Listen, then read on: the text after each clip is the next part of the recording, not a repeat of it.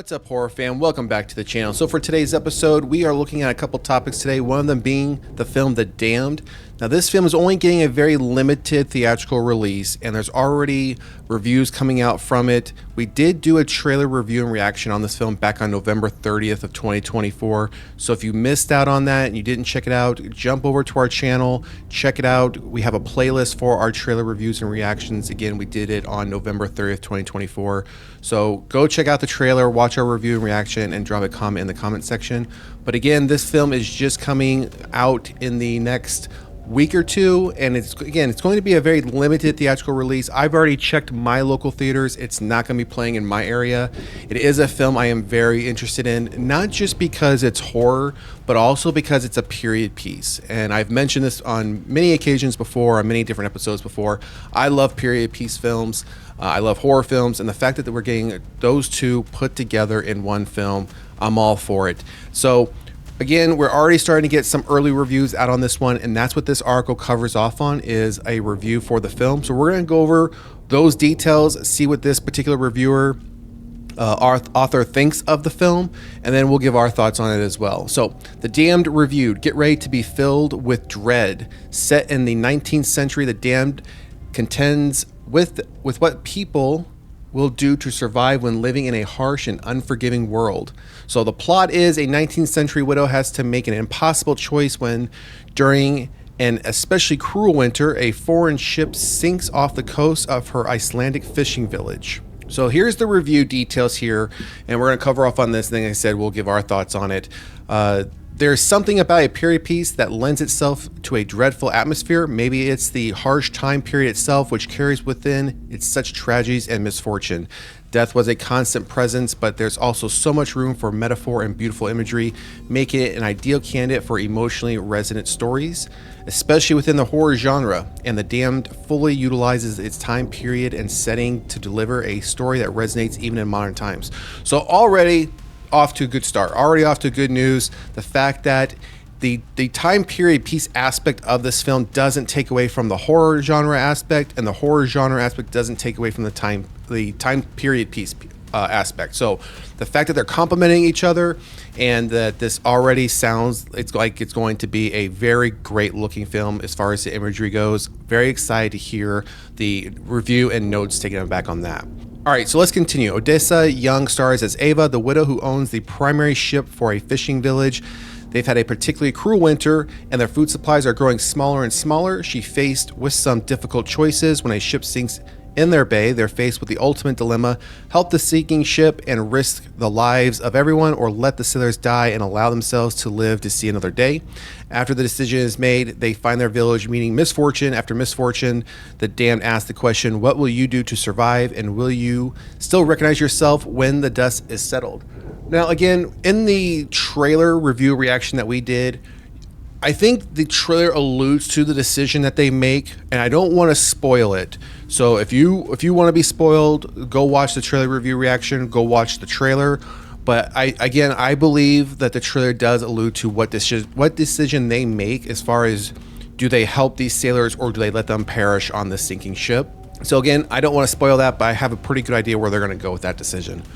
The entire cast feels absolutely exhausted at all times, and it really adds to the harsh and cruel environment. Young has the most showy role, getting to stew in dark moments. Her eyes are so expressive that she's able to convey a lot with very little dialogue. I appreciate how valued she was in the village, and not just cast to the side once her husband passed.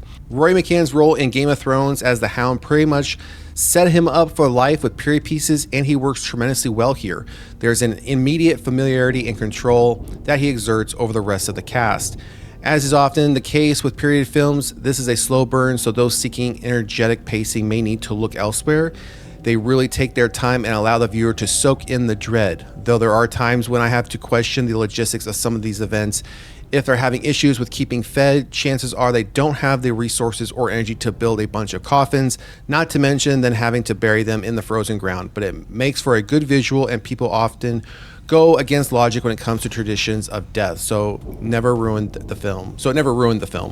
The visuals are where The Damned really impresses, with beautiful scenic landscapes on display, how the darkness of night contrasts with the whiteness of the snow, and how it leaves highlights on other elements make for a gorgeous look. It can be a bit dark at times, but given the setting, I think that is more than appropriate.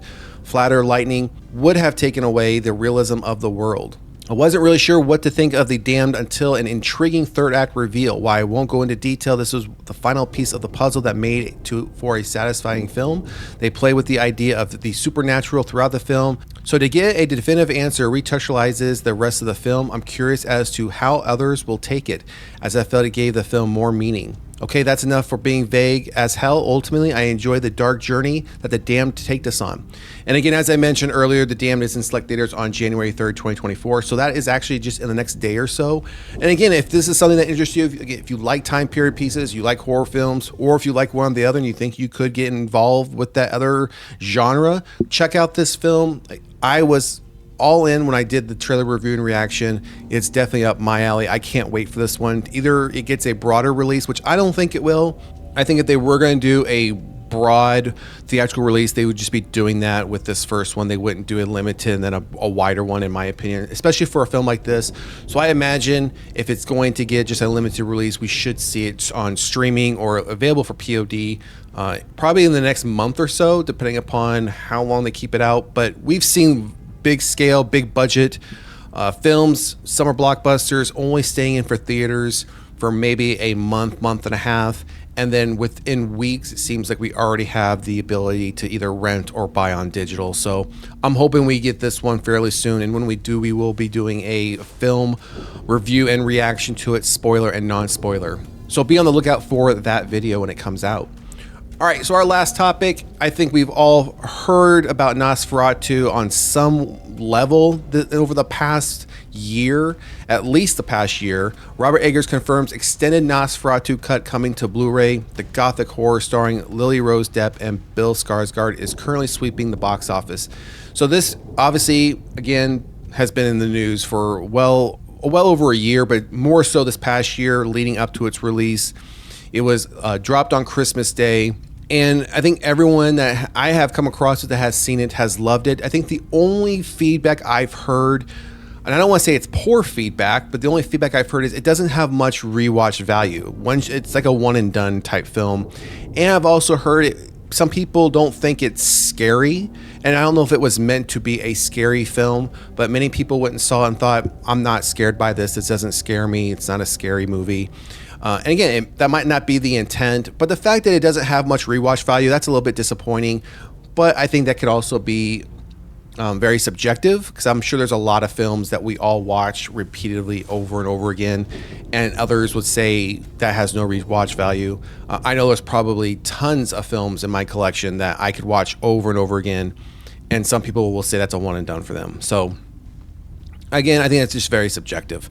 All right, so let's get into some of these details here. Currently sweeping the box office with rave reviews from critics and fans, Robert Eggers' Nosferatu sent 2024 out on a high note with horror lovers, starring Nicholas Hoult, Lily Rose Depp, William Dafoe, and Bill Skarsgård as the terrifying Count Orlok. Eggers' take on the 1922 F.W. Monroe classic has been a long time in the making. The Witch director first saw the iconic silent horror when he was 9 years old and went on to create a stage play which would ultimately serve as the roots for his feature version of Nosferatu. In Nosferatu, Depp stars as Ellen Hunter, a young woman who becomes the object of desire for the terrifying and very much undead vampire Count Orlok, who's played by Bill Skarsgård. In a new interview with Esquire UK, Eggers, Dafoe, and Skarsgård revealed more of the production process, their experience with the characters, and excitingly, Eggers teased an extended cut of the film coming to Blu-ray, presumably later this year. Referring to the shot in the trailer seen above where Skarsgård's Orlok is silhouetted from behind, Eggers reveals the reason it's not in the movie, but that it will be soon. Quote, "The first shot is a funny one because it's one of those annoying things for film dorks because it's not in the movie. It's really a cool shot. We really like the shot, but where it was intended, it was actually ruining some tension to know that Bill was around when we needed to keep him more mysterious. But if you wish to purchase the Blu-ray, it is in the extended version of the film." So there you have it, folks. Not only are we getting more of Eggers' vision, we'll also finally be able to see that trailer shot in its full glory. Currently sitting at a hefty 132 minutes. It's entirely possible that the additional of extra scenes could take the film to over 3 hours, but we certainly not complaining if it means more Skarsgård's jaw-dropping transformation into ancient bloodsucker. So I've mentioned this before, and I think there's actually been lawsuits over the last, I'd say, almost 10 years. I can remember one of the first lawsuits coming about in 2016, and it had to do with Suicide Squad, the David Ayers Suicide Squad that came out in 2016. That there was much in that trailer that was never in the film. And I remember soon after that, there were lawsuits brought up against studios that they couldn't show you content within a trailer and it never be within the final film because the position was that it was misleading the audience, that they were going to be seeing something, and then they go with the understanding that those are the scenes or those are the things that they're going to see, and they're not being shown that. Now I don't know if this is a way to circumvent that by saying, well, we didn't show you in the theatrical cut, but we are still going to give it to you in an extended version or extended cut that you can purchase on Blu-ray. So I don't know if that's a way to, again, circumvent that position of not giving the audience that up front. But I think, in my opinion, if you're going to show it to me in a trailer, it should be in the final film that you're going to show me in the theaters. Otherwise, don't show it to me in a trailer. Now, I understand things will change. However, I think you just need to be a little bit more cautious than when you're cutting your trailer together, not to put something in there that you then say, well, yeah, we're just gonna not put that in the final film. Because for those that don't get an extended cut, then what do? Do you follow into that loophole or into that position of being sued because you didn't give the audience what you had intended to give them or what you presented to them, right? Regardless, though, as it relates for Nosferatu, we will be purchasing this on Blu-ray. I understand it's also getting a 4K as well. More than likely, we'll buy the 4K because most 4Ks come now with a Blu-ray copy. So I think it just makes sense just to buy that version. I'm not sure if Blu-ray copies still come with DVD versions and who still is really utilizing DVD format over Blu-ray if they have the option. So again, I'll be purchasing the 4K coming with the Blu-ray. All right, everyone, that's going to do it for our topics for today's episode. I just want to say a quick thank you to all the new subscribers to the channel. It is greatly appreciated. And if you haven't done so already, please like, share, and subscribe to the channel. It does help us out a lot. And drop a comment in the comment section letting us know what you think about The Damned. Is it something you're going to see if it's playing in your area? Or is it something you're going to be on the lookout for when it becomes available on streaming or POD? And you plan on picking up Nosferatu on Blu-ray. All right, everyone, that's going to do it for today. And we will see you at the next one. Peace.